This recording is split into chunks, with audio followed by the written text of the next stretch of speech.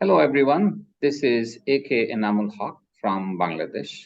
And with East West this month, I'm with Philip Shah, my friend from Canada. As you know, we debate global issues in terms of the views from the East and West, from Asia and the Europe and West, particularly North America.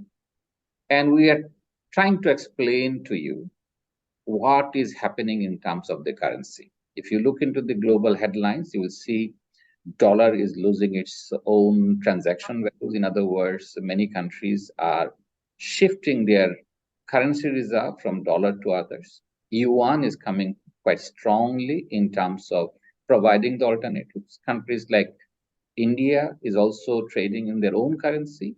They have agreed with Bangladesh to trade in Indian rupees. China has agreed to trade Bangladesh, and Bangladesh has agreed to trade with China with yuan. Even on Bangladesh, we had a nuclear power plant being built by the Russian uh, debt, Russian credit, and we are paying back their debt in yuan, even though the U.S. is not very happy with it. And this is all has happened because everyone wanted to bypass the global embargo on Russia, particularly after the Ukraine and Russian war. And in particular, when the West has blocked Russian entry into the SWIFT mechanism of transfer of money. By this, what I mean is that when we do the transaction globally, the currency is transferred through the SWIFT mechanism, which was supposed to be independent, which is supposed to be apolitical, and was supposed to provide uh, the, the, the lubrication for global trade. However, it is the first time SWIFT was used for a political issue, and the backlash is quite strong. This is also the first time the global West has done something that was unexpected, which is confiscating property in the name of other issues like violations of sovereignty. And there are many other examples of violation of sovereignty in the past. Never ever this was used, these mechanisms were used. And the result is countries are changing their global currency reserves, and dollar is gradually losing its reserve position as a single most important currency. So with that, we thought that we should discuss this from both perspectives because dollar is obviously a currency that was stable, reliable. It has many investment mechanism. In other words, you could buy U.S. Dollar bonds to keep your currency reserve not as cash. So it is always a difficult for countries to think through what is the good alternative. Previously, there were many efforts to replace dollar and it did not succeed. So with this, let me invite Philip Shah for his views on these de-dollarization strategies. Well, thank you very much, Enamul. My name is Philip Shaw. I'm from Dresden, Ontario, and back at you here in East West for this month. I think the debate is incredibly interesting, but from this side of the world, it's just hard to imagine the world without the US dollar.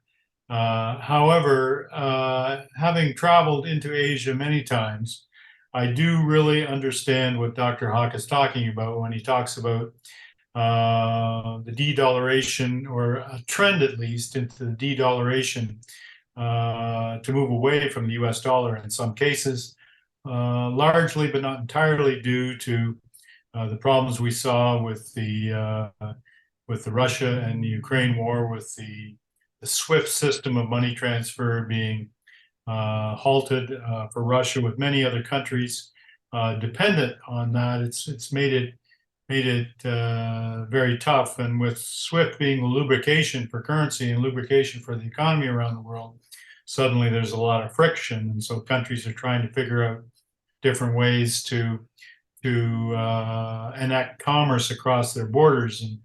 And like, for instance, I've seen lots of instances in news articles and other things I've read about places in Asia and even Saudi Arabia that are starting to use the Chinese yuan or other different currencies to to enact commerce across the borders, at least partially.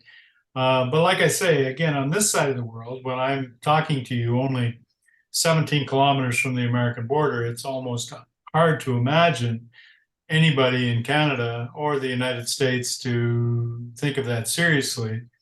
For instance, you know, and I can say on this side of the world, we tend to be insular the way we look at ourselves, especially when it comes to the US dollar. But the world's a big world, and on the other side of the world, they look at things differently. But for instance, you know, I was talking to Dr. Haque about Brazil, and you know, if you know anything about agricultural trade in the world, Brazil soybean production has exploded. Like it's almost doubled in the last 10 years. And they're the leading export of soybeans, leading producer and leading exporter of soybeans in the world. And China gobbles up so much of the amount of soybeans out of Brazil.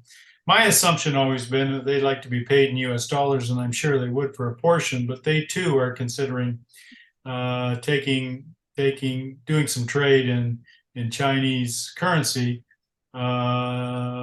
You know, and something on this side of the world is almost hard to imagine, but I do see it when I travel to the other side of the world, and I've talked to Dr. Haque about this many times. When you're in Dhaka or in different places in South Asia, and you can feel and see the influence of both China and India on the Bangladesh economy. And then if you extend that throughout East Asia, you could see that there would be a motivation to move away from the US dollar, at least in some part, and use a currency that you know is more regional.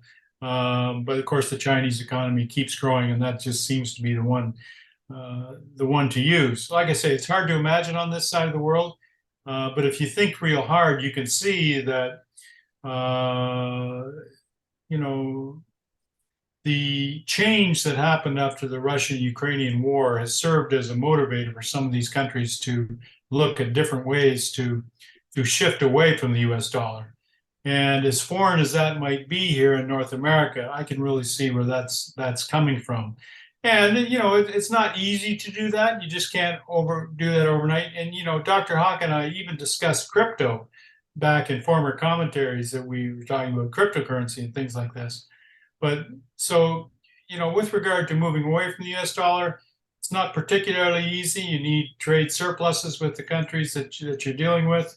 And we'll just have to see how it works out. But I definitely can see how different countries around the world could see a need for this to happen in the future. No, I think when I look into it, I don't think there is nothing against US dollar as such. The problem that happened is you need a currency to do trade, and obviously used to be gold if you go back, and then dollar after the Second World War was established as a stable currency. US government agreed to make the dollar out of politics. And then SWIFT was created to create the exchange. So remember, the stability was important of the currency. And the other part that with US currency, there was a lot of instrument that people could invest in dollars.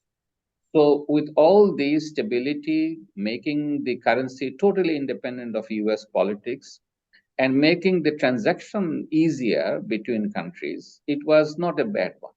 The problem happened is now that with the war in Ukraine, the Western position, it was basically to kill former Soviet Union or Russia economically. And the problem is the rest of the world backfired because the whole world is interconnected. For example, as I mentioned, we have trade with Russia, we had trade with Ukraine, we had trade with China. It's everywhere. So the question is how to make payment. And if you block one payment system, everyone is going to look for an alternative. So that is the first issue. So it is not against dollar. It was more of misusing dollars advantage for the political interest of the West. That is how we see. We all know that because of the Ukraine war, the world has almost like fell apart. Right now, for example, there is also a move in the ASEAN countries to move away from Visa and MasterCard. So you realize that the trust has basically gone. And currency is technically nothing but a trust. So I think that was the dollar created that trust. And the problem is when you people see an uncertainty in that trust, then people will look for a way. I was surprised that ASEAN countries are discussing now to reconstruct the global financial instruments. For example, Visa and MasterCard.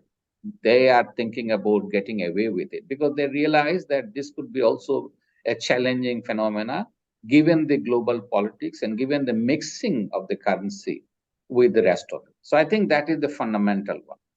I The can't remember. I can't remember. You're talking about Visa and MasterCard. I remember being in Sylhet, Bangladesh.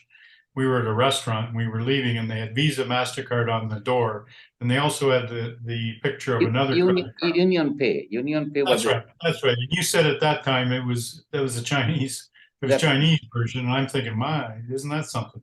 yes. So Union Pay is a Chinese, but ASEAN were thinking even completely different one. There's now so what is happening, as I mentioned, that the currency using currency basically destabilizing the global trade positions, and I think that is something we around the world with the globalized world, people did not expect that.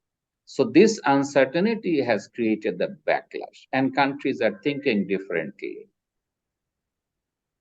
Well, let me tell you from this side of the world, it's not going to, nothing much going to change. I mean, it's unlikely the Americans and the Canadians are going to change their position on the Russia-Ukraine war and being part of NATO, and you know how that goes. So, you know, from that perspective, if this is going to be a trend, the de-dollarization in other parts of the world, it's likely just to continue and to grow. Yeah, I think that is the biggest challenge, and my own feeling is that it will. It may not be fully that dollarization the way people are thinking. It could be they will have multiple currencies. They will have Yes. multiple currencies, and the trouble will be that the American policy will have to little bit change in the sense. And my own feeling is that I didn't expect Europe to agree with the SWIFT. This is the first time. If you go back, yesterday I was looking at a news report that Switzerland, which has blocked Russian asset because of the whole, particularly the Russian-Ukraine war, has quietly released all the assets to Russia. I think Norway is also doing exactly the same thing. So many countries realize that it was a mistake. Otherwise, it will be disintegration of global trade. And I think that is where people, I particularly see that it was a mistake to use economic interest so much so, because it's not that people did not use economic interest to blockade against another country, but this time it's like a total war. And the total war has basically created a big backlash, not only between parties, but also across the world. The other point that I believe is also that this is a particular time when the war is not united or divided as such. If you see carefully, Asia, Africa, particularly South Americans, they are very quiet. They're very quiet on the European war between Russia and Ukraine. They understand that they cannot do anything because it's a total out of war of the Americans and the Europeans against Russia. And everybody is remaining very quiet and trying to see what happens. So sometimes I feel that the whole world has seen two great wars, what we call First World War and Second World War. It's all happened in Europe. Third time it is also happening in Europe. So we don't know what is going to come out after this. I hope the global world realizes it and understand the difficulty of splitting everything into their own basket and say, okay, I can solve it. I think it's a difficult world right now in the globalized scenario. And there are powerful players. There are powerful players. Russia, Chinese, Indians particularly are also very much in. So if you see carefully the current because of the blockade, Russian oil is now sold to Europe through India. Okay. So you see this, it didn't really help Russia or it's actually helped India so much. So everybody is quietly watching the war and watching the global players how they play the game. Well, like I said, in this part of the world, it's quite entrenched, and I don't know if that's going to change very soon. Because we're in NATO and we're lined up against Russia. But of course, what happens if peace breaks out somehow? You know, the Chinese have an initiative. The Chinese president has an initiative to try to make peace between Ukraine and Russia. But how about if peace breaks out? Hard to imagine that now, especially with drone explosions above the Kremlin today. But if peace breaks out, who knows how it might change? But still, you know, you make the argument for, even if that did happen, people have long memories, and it probably wouldn't stop the de-dollarization as we go forward into the new world, whatever that may be.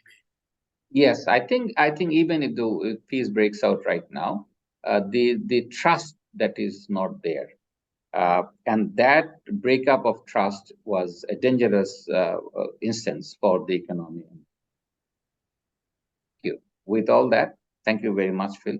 Thank you for the discussion today. Well, thank you very much. We'll talk to you next month.